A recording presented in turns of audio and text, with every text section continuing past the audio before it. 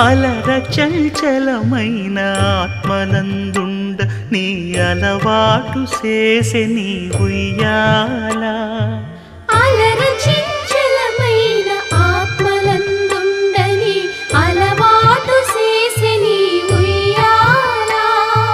పలుమారు ఉచ్ఛ్వాస పవనమందుండ నీ భావంబు తెలిపే నీ ఉయ్యాల పలుమారు ఉచ్ఛ్వాస పవనమందుండని నీ భావంబు తెలిపే నీ